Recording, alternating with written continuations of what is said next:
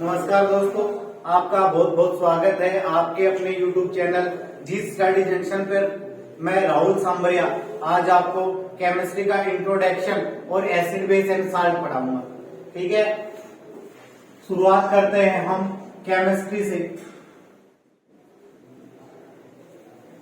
Chemistry से शुरुआत करते हैं कि केमिस्ट्री वर्ड आया कहां से हमारे पास।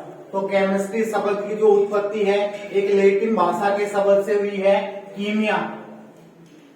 एक लैटिन भाषा के शब्द कीमिया से हुई है, जिसका मतलब होता है काला रंग। तो केमिस्ट्री शब्द की उत्पत्ति किस वर्ड से हुई?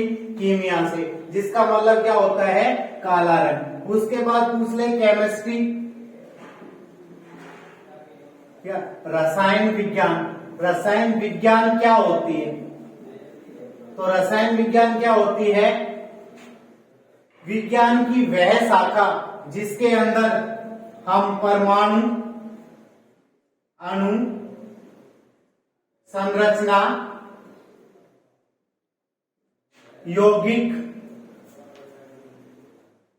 तत्व व अनेक प्रकार के रसायनों के बारे में पढ़ते हैं। अनेक प्रकार के रसायन के बारे में पढ़ते हैं, वो क्या कहलाती है? रसायन विज्ञान कहलाती है।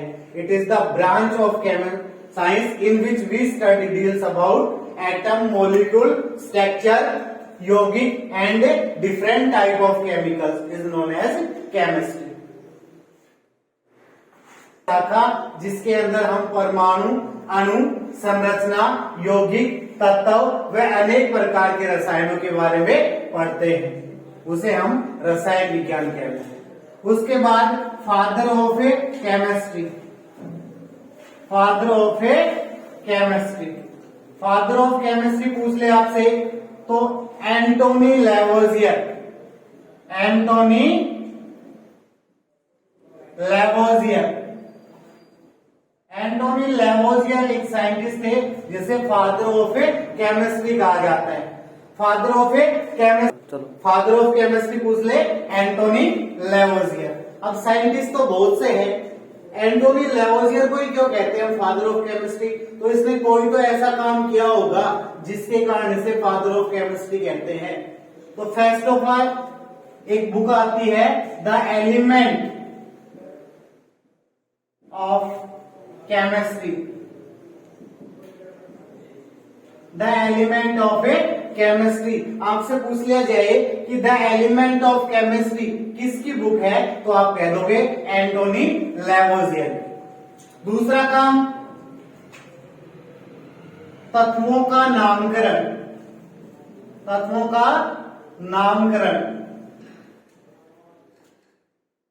जैसे आप पढ़ते हो कि भाई ऑक्सीजन की खोज, ऑक्सीजन की खोज ब्रिस्टल व सिले, लेकिन आप ये पढ़ो कि ऑक्सीजन को ऑक्सीजन नाम किसने दिया? एंटोनी लैवोजियर ने। सेम ऐसी तरीके से हाइड्रोजन पढ़ते हो, हाइड्रोजन की खोज हेनरी कैवेंडिश, लेकिन हाइड्रोजन को हाइड्रोजन नाम किसने दिया था? एंटोनी लैवोजियर ने। तो पहला काम ये था कि इसने तत्वों का नामकरण किया था, और एक काम ये किया था कि द एलिमेंट ऑफ केमिस्ट्री, इस बुक के अंदर इसने सबसे पहले एलिमेंट के बारे में वर्णन किया था।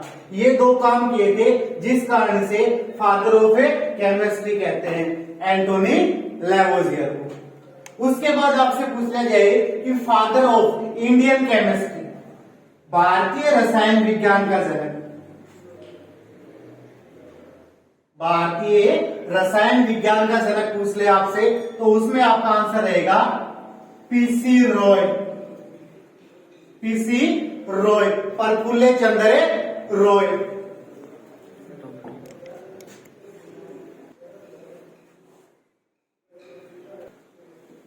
भारतीय रसायन का पूछ ले, भारतीय रसायन विज्ञान का जनक पूछ ले आपसे तो आपका आंसर रहेगा पीसी रॉय। पूरा नाम है प्रफुल्ल चंद्र रॉय, कोलकाता से है और इसे कहा जाता है भारत में master of night writers. Master of a nitrites, master of a नाइट्राइटस।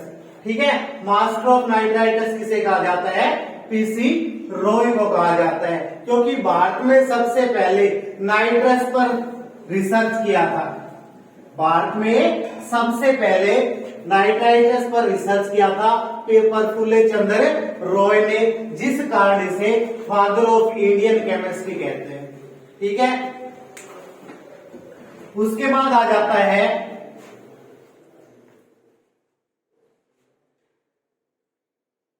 रसायन विज्ञान की शाखाएं।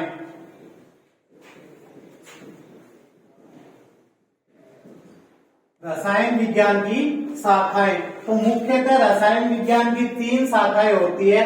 पहली आ जाती है कार्बनिक रसायन, कार्बनिक रसायन विज्ञान,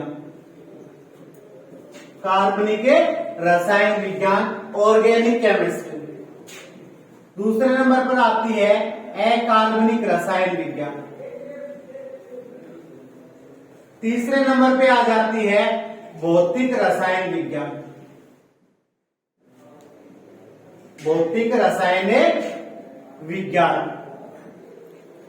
पहले आ जाती है कार्बनिक रसायन विज्ञान, रसायन विज्ञान की वह शाखा जिसके अंदर हम कार्बन वह उनके यौगिक, कार्बन वह उसके यौगिक के बारे में पढ़ते हैं, वह कार्बनिक रसायन विज्ञान कहलाती है। रसायन विज्ञान की वह शाखा जिसके अंदर कार्बन एवं उसके यौगिक के बारे में पढ़ते हैं, वो कार्बनिक रसायन विज्ञान कहलाती है। दूसरी आ जाती है अकार्बनिक रसायन विज्ञान, रसायन विज्ञान की वह शाखा जिसके अंदर हम बिना कार्बन वाले यौगिकों के बारे में पढ़ते हैं, बिना कार्बन वाले यौगिकों के बारे में पढ़ते हैं, वह अकार्बनिक रसायन विज्ञान कहलाती है। तीसरी आ जाती है भौतिक रसायन विज्ञान, विज्ञान की वह शाखा जिसके अंदर भौतिक अवधारणाओं के आधार पर, भौतिक अवधारणाओं के आधार पर प्रकृति में होने वाली, प्रकृति में होने वाली रासायनिक घटनाओं के बारे में पढ़ते हैं, रासायनिक घटनाओं के बारे में पढ़ते हैं, वह भौतिक रसायन विज्ञान कहलाती है। ठीक है, चलो।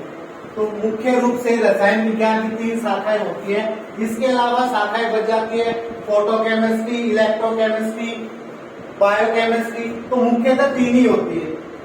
इसके अलावा बहुत सी रसायन विज्ञान की शाखाएं हैं। तो बेसिक हम अपना जो चैप्टर है वो शुरू करते हैं, अम्ल, क्षार और लवण। अम्ल, क्षार और लवण, वह लवण, acid, base and salt, acid, base and salt. Suppose करो कि मेरे पास एक ये बीकर है, इसके अंदर एक सॉल्यूशन भरा है, मुझे नहीं पता इसके अंदर क्या भरा है, एक सॉल्यूशन भरा है। तो इस सॉल्यूशन में या तो अम्ल होगा, या क्षार होगा, या लवण होगा, या तो अम्ल होगा, या क्षार होगा, या फिर लवण होगा। क्योंकि एक चीज पढ़ते हैं कि कोई भी एलिमेंट है, एलिमेंट के तो जो कंपाउंड बनते हैं, यौगिक बनते हैं, उन यौगिक में 3 प्रकार का प्रकृति होती है, 3 प्रकार का नेचर होता है उनका, या तो वो एसिडिक होगा, या बेसिक, या साल्ट। तो 3 प्रकार की प्रॉपर्टीज होती है। तो सेम वही तीनों में से कोई एक मिलेगा इसके अंदर, या तो इसके अंदर एसिड होगा, या इसके अंदर बेस होगा, या इसके अंदर साल्ट होगा। तो ये हम कब डिफाइन कर पाएंगे? तब हमें पता होगा कि भाई एसिड की ये प्रॉपर्टी होती है, बेस की ये प्रॉपर्टी होती है, साल्ट की ये प्रॉपर्टी होती है। तो आज हम जो कंसेप्ट क्लियर एसिड का करेंगे। इसके अलावा जब कोई अम्ल धातु से अभिक्रिया करता है तो कौन सी गैस निकलती है? हाइड्रोजन गैस निकलती है। जैसे Fe plus H2SO4 to form ferrous sulphate और हाइड्रोजन गैस।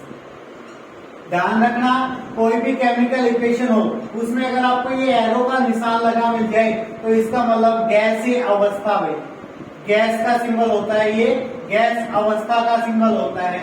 तो कोई अम्ल जब धातु से अभिक्रिया करता है तो लवण प्लस हाइड्रोजन गैस निकालता है, लेकिन एल्यूमिनियम है वह एसिड से अभिक्रिया करके हाइड्रोजन गैस नहीं निकालती है, क्योंकि एल्यूमिनियम अपने ऑक्साइड से कवर होता है, अपने ऑक्साइड से ढका होता है, जिस कारण से ये है एसिड के साथ अभिक्रिया करके हाइड्रोजन गैस नहीं निकालती। ठीक है, तो सबसे पहले आ जाता है अम्ल एसिड। तो आपसे पूछ ले गए कि अम्ल शब्द की उत्पत्ति, अम्ल शब्द की उत्पत्ति कहां से हुई? तो एक लैटिन भाषा के शब्द एडिस से हुई, जिसका मतलब होता है खट्टापन। तो अम्ल शब्द की उत्पत्ति किस शब्द से हुई? एडिस शब्द से हुई, जिसका मतलब होता है खट्टापन। दूसरी बात आ जाती है, तो अम्ल का स्वाद कैसा होता है? अम्ल का स्वाद पूछ ले आपसे तो अम्ल का स्वाद खट्टा होता है। इसके अलावा एक साइंटिस्ट हुए हैं आर्नियस, जिन्होंने अपनी थ्योरी में बताया था कि अम्ल वे पदार्थ होते हैं जो जल में घुलकर हाइड्रोजन आयन रिलीज करते हो, हाइड्रोजन आयन निकालते हो।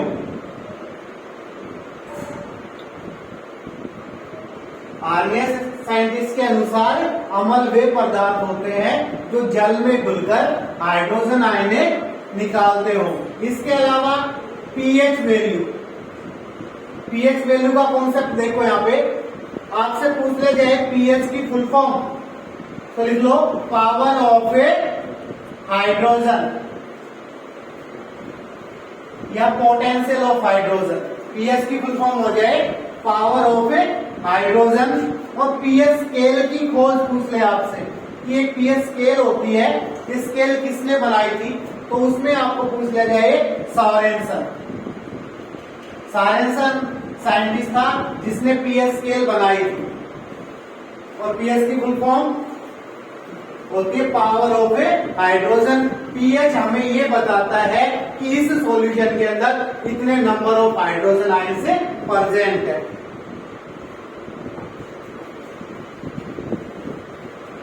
आपसे पूछे पीएच स्केल की खोज सॉरेनसन, तो ये पूछ ले पीएच मीटर की खोज, पीएच मीटर की खोज पूछ ले तो उसमें आपका आंसर अलग रहेगा, उसमें आएगा बेकमैन। पीएच मीटर की खोज पूछ ले तो उसमें फिर आपका आंसर हो जाएगा बेकमैन।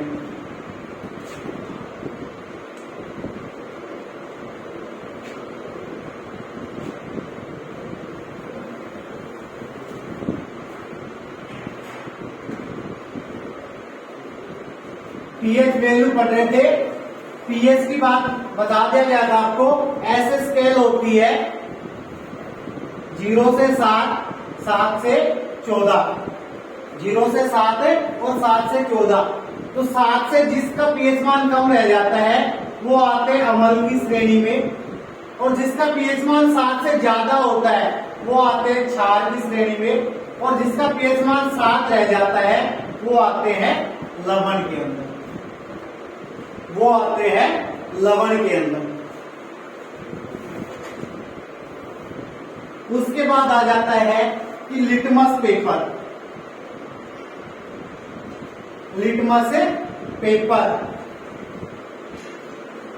आपसे पूछ लिया जाए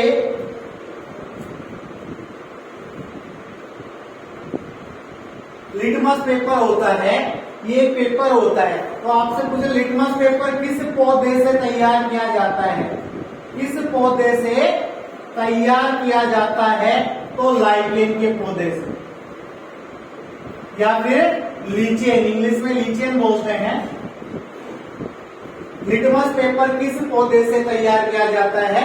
लाइकेन के पौधे से। और लाइकेन के पौधे भारत में सबसे ज्यादा उत्तराखंड में, लाइकेन के पौधे भारत में सबसे ज्यादा उत्तराखंड में होते हैं। इसके अलावा पर्यावरण का सूचक, पर्यावरण का सूचक किस पौधे को कहते हैं? लाइकेन के पौधे को। पर्यावरण का सूचक किस पौधे को कहते हैं? लाइकेन के पौधे को, क्योंकि ये पौधा वहीं पे उगता है जहां पे सल्फर डाइऑक्साइड गैस नहीं होती है, जहां पे सल्फर डाइऑक्साइड गैस नहीं होती है, वहीं पे ग्रो करता है।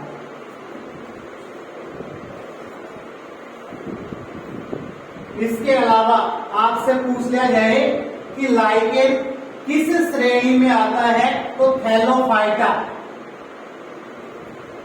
लाइकेन का जो पौधा होता है वो किस श्रेणी में आता है? थैलोफाइटा। और लाइकेन जो है एल्गी प्लस फंगी का रिलेशन है। कवक, शैवाल प्लस कवक के बीच की कड़ी को जो होता है उसे क्या कहते हैं? लाइकेन। और इस तरह का जो रिलेशन होता है उसको सिम्बायोटिक रिलेशन बोलते हैं। तो लिटमस पेपर में होता है, आपसे पूछ लिया जाए कि लिटमस पेपर का रियल कलर कैसा होता है, लिटमस पेपर का वास्तविक रंग कैसा होता है, तो बैंगनी। लिटमस पेपर का वास्तविक रंग कैसा होता है?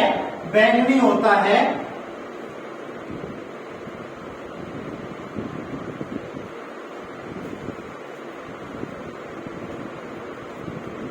जब लिटमस पेपर पे एसिड डाला जाता है तो लिटमस पेपर का कलर नीले से लाल हो जाता है। ट्रिक से लिखना चाहो, ऐसे अमल और अमल करते हैं नीले लिटमस को लाल। तो जब लिटमस पेपर पे कोई एसिड डालेंगे तो नीले लिटमस को लाल करें, लाल करे। और उधर बेस की बात कर दे तो बेस लाल को नीला, बेस लाल को नीला। क्लियर?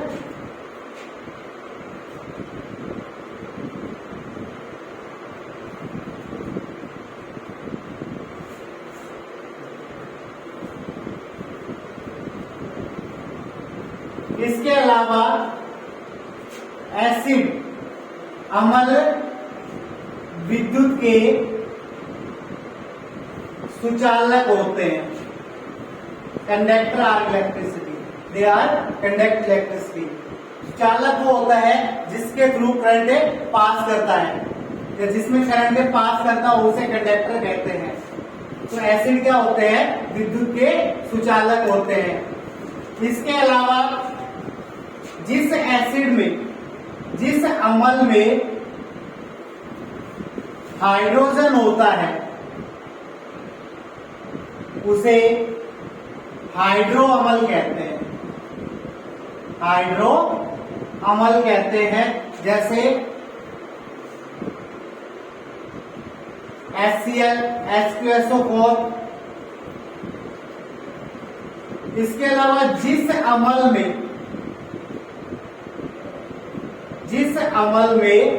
ऑक्सीजन होता है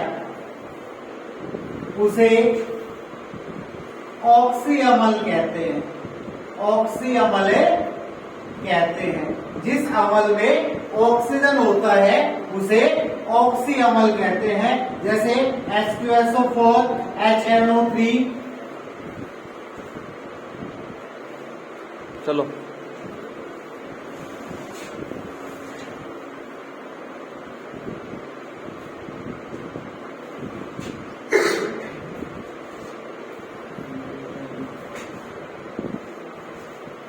तो ये प्रॉपर्टीज बताई थी आपको एसिड की। अगर ये गुण किसी सॉल्यूशन के अंदर मिलते हैं तो हम कह सकते हैं वो क्या है, अम्ल है। पहली बात बताई थी आपको कि ये क्या होते हैं, स्वाद में खट्टे होते हैं, विद्युत के सुचालक होते हैं, पीएच मान 7 से कम होता है, नीले लिटमस को लाल करते हैं और अपने पास हाइड्रोजन आयन रखते हैं। ये सब बातें बताई थी। तो एसिड के अंदर ये प्रॉपर्टी होती है। इसके बाद हम आगे पढ़ेंगे कि अम्ल कितने प्रकार के होते हैं।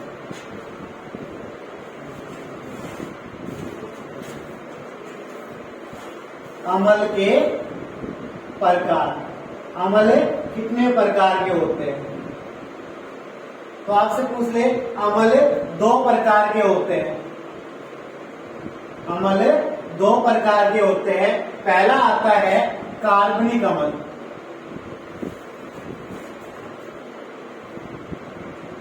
पहला आता है कार्बनिक अम्ल, दूसरा होता है अकार्बनिक अम्ल।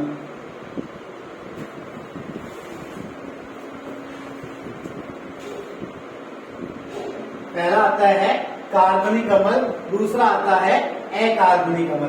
कार्बनिक अम्ल वे अम्ल जिनका स्रोत जीव जंतु व पौधे हो। वह अम्ल जिनका स्रोत जीव जंतु व पौधे हो वह कार्बनिक अम्ल कहलाते हैं। जैसे oxalic acid, formic acid, tartaric acid, malic acid, ये सारे किसमें आते हैं, कार्बनिक में। अकार्बनिक वे अम्ल जिनका स्रोत खनिज पदार्थ हो। वे अम्ल जिनका स्रोत खनिज पदार्थ हो वे अम्ल अकार्बनिक अम्ल कहलाते हैं। जैसे sulphuric acid, nitric acid, HCl etcetera. तो कार्बनिक अम्ल वे होते हैं जिनका स्रोत जीव जंतु है, पेड़ पौधे हो। अकार्बनिक अम्ल वे होते हैं जिनका स्रोत खनिज पदार्थ हो, जैसे sulphuric acid, nitric acid, hydrochloric acid. तो आज हम पढ़ेंगे केवल कार्बनिक अम्ल।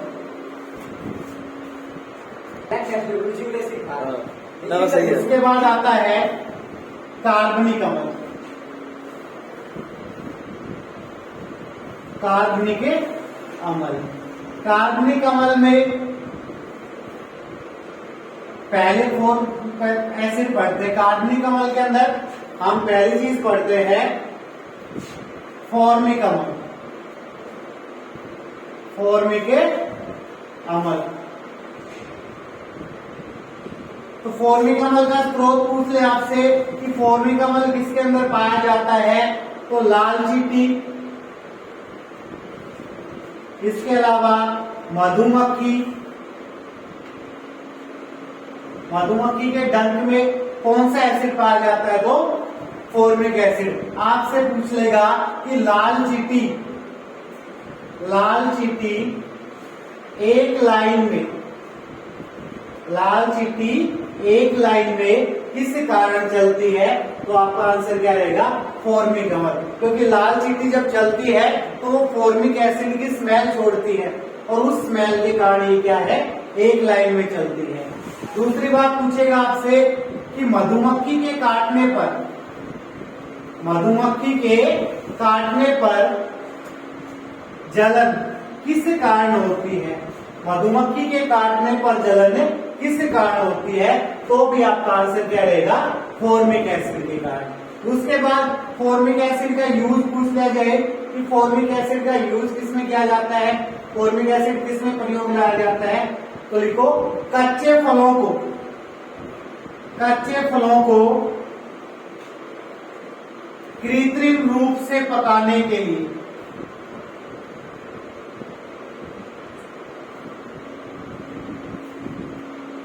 कृत्रिम रूप से पकाने के लिए, कच्चे फलों को कृत्रिम रूप से पकाने के लिए किसका प्रयोग किया जाता है, फॉर्मिक अम्ल का। इसके अलावा फलों के रस को, फलों के रस को सुरक्षित रखने के लिए, फलों के रस को सुरक्षित रखने के लिए किसका प्रयोग किया जाता है, तो भी आपका आंसर क्या रहेगा, फॉर्मिक एसिड। इसके अलावा लिखो रबड़ को कठोर बनाने के लिए, रबड़ को कठोर बनाने के लिए किसका प्रयोग किया जाता है, तो भी आपका आंसर क्या रहेगा, फॉर्मिक अम्ल। क्योंकि रबड़ पौधे से निकाला जाता है, उस समय वो कठोर नहीं होता, उसको कठोर बनाने के लिए किसका प्रयोग किया जाता है, फॉर्मिक एसिड का। इसके अलावा लिखो चमड़ा उद्योग में, चमड़ा उद्योग में चमड़े को साफ करने के लिए, चमड़ा उद्योग में चमड़े को साफ करने के लिए किसका प्रयोग किया जाता है, तो भी आपका आंसर क्या रहेगा, फॉर्मिक एसिड का। क्योंकि चमड़ा उद्योग में जिस जीव का चमड़ा निकाला जाता है, उस जीव के चमड़े के ऊपर क्या है, रेसल्स है, धूल मिट्टी भी है, उस जीव के बाल वगैरह भी है, उनको हटाने के लिए, उनको साफ करने के लिए किसका यूज किया जाता है, फॉर्मिक एसिड का। तो आपसे पूछ ले फॉर्मिक एसिड किसमें होता है, लाल चींटी में, मधुमक्खी के डंक में, और इसका यूज किसमें किया जाता है, ऑक्जेलिक अम्ल। आपसे पूछ लिया जाए कि ऑक्जेलिक अम्ल का स्रोत क्या होता है, तो लिख लो टमाटर, टमाटर के अलावा पालक, पालक के अलावा अमरूद,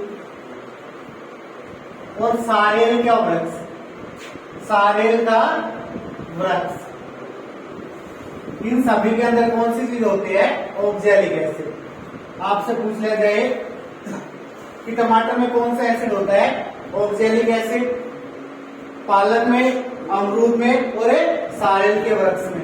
यूज किसमें किया जाता है, आपसे पूछ लिया जाए कि ऑक्जेलिक एसिड का प्रयोग किसमें किया जाता है, तो लिखो कपड़ों पर लगे, कपड़ों पर लगे जंग के दाग या धब्बे हटाने के लिए,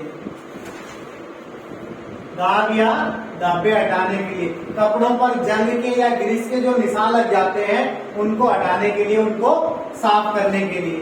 इसके अलावा लिखो फोटोग्राफी में, फोटोग्राफी में पिक्सल के लिए, फोटोग्राफी में पिक्सल के लिए किसका प्रयोग किया जाता है, तो ऑक्जेलिक एसिड का। नंबर ऑफ पिक्सल आप एक चीज पढ़ते हो, एचडी, जिस इमेज के अंदर, जिस वीडियो के अंदर जितने नंबर ऑफ पिक्सल ज्यादा होते हैं वो उतनी ही क्लियरिटी दिखती है। तो फोटोग्राफी में इसको क्लियरिटी देने के लिए किसका यूज करते हैं, ऑक्जेलिक एसिड का। इसके अलावा लिखो मार्बल को साफ करने के लिए, मार्बल को साफ करने के लिए, मार्बल को साफ करने के लिए किसका प्रयोग किया जाता है, तो भी आपका आंसर क्या रहेगा, ऑक्जेलिक एसिड। इसके अलावा पूछ लिया जाए कि मोती, मोती को साफ करने के लिए या मोती को चमकाने के लिए किसका प्रयोग किया जाता है, तो भी आपका आंसर क्या रहेगा, ऑक्जेलिक अम्ल।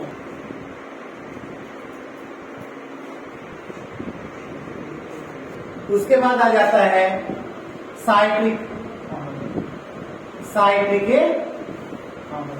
आपसे पूछ लिया जाए कि साइट्रिक अम्ल किसमें होता है, तो खट्टे रसीले फलों में, खट्टे रसीले फलों में जो जूसी फ्रूट होते हैं, जैसे नींबू, संतरा, माल्टा, इन सभी के अंदर कौन सा एसिड होता है, साइट्रिक एसिड।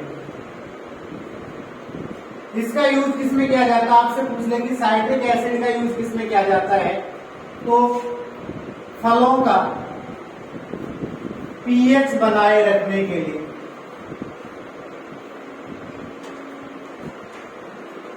फलों का पीएच बनाए रखने के लिए इस अम्ल का प्रयोग किया जाता है, साइट्रिक अम्ल का।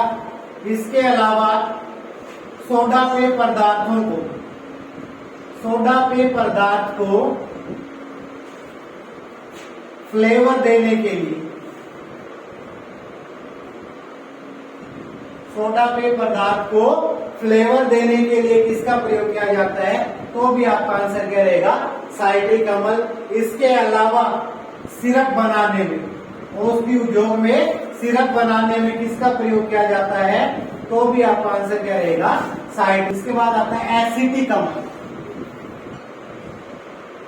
एसिटिक अम्ल आपसे पूछ लिया जाएगा कि सिरका के अंदर, सिरका में कौन सा अम्ल होता है, एसिटिक अम्ल होता है। तो इसका यूज पूछ लिया जाए तो अचार बनाने में, अचार बनाने में किसका प्रयोग किया जाता है, एसिटिक अम्ल का। इसके अलावा ईयर ड्रॉप बनाने के लिए, ईयर ड्रॉप बनाने में, ईयर ड्रॉप बनाने में किस अम्ल का प्रयोग किया जाता है, तो एसिटिक अम्ल का। रंग तथा पेंट बनाने में, रंग तथा पेंट बनाने में किस अम्ल का प्रयोग किया जाता है, तो भी आपका आंसर क्या रहेगा, एसिटिक अम्ल।